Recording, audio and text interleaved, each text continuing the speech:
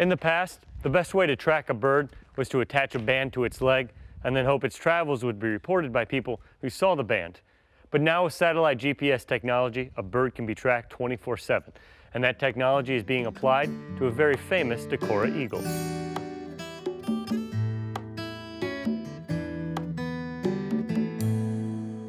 In 2011, Iowa Outdoors shared the story of Bob Anderson and the Decorah Eagle Cam. It was in 2007 when Anderson placed a webcam above an eagle's nest near a fish hatchery on the edge of Decorah, Iowa. Since then, over 275 million people have been able to tune in on the internet and watch the pair of eagles as they laid their eggs, then raised their young. Under the watchful eye of the internet, people from all over the world could keep track of the eagles 24/7 until they left the nest. For many, the eagles may have been out of sight, but not out of mind. Everybody asks me what happened to the babies from last year. And that's a question that I've heard since we've been filming at this nest, and we can't answer it.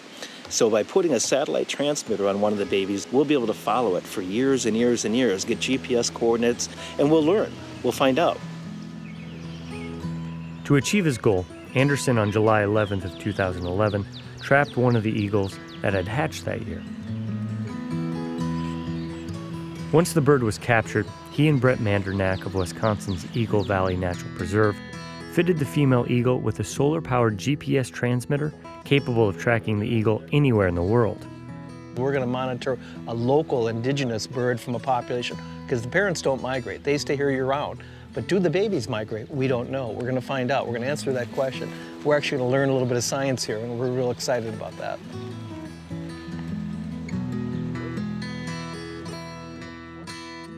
Since the eagle, now known as D1, was released, people have been able to follow the bird's travels over the internet.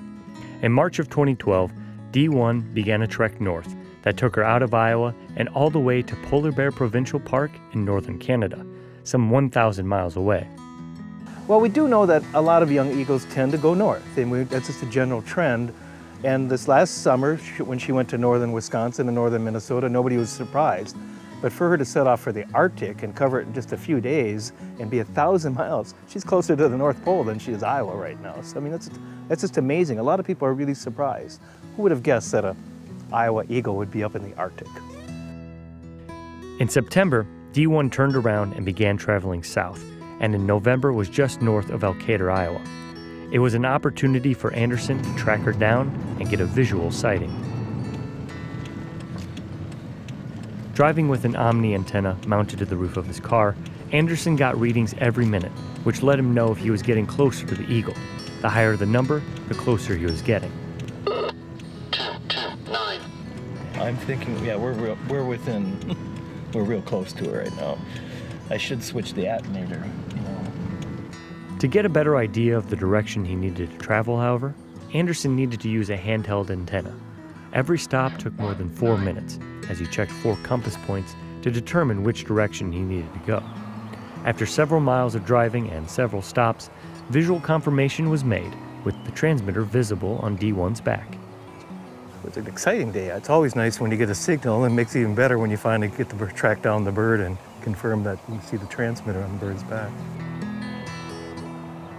You know, to actually, get a signal like an hour ago when we got the first signal, I mean, I get a little bit giddy almost. And then as the signal strength increases, you just kind of, know that you're getting close. And so, it was a little bit difficult today, it really was, but we finally cracked it and got her.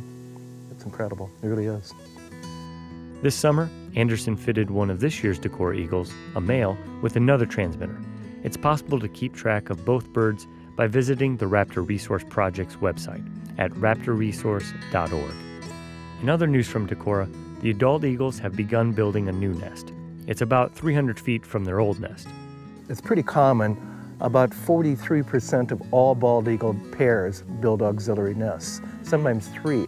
We have one nest up in Minnesota where they built 2 nests in the same tree, and they bounce back and forth between the nests. So we don't know what's going to happen.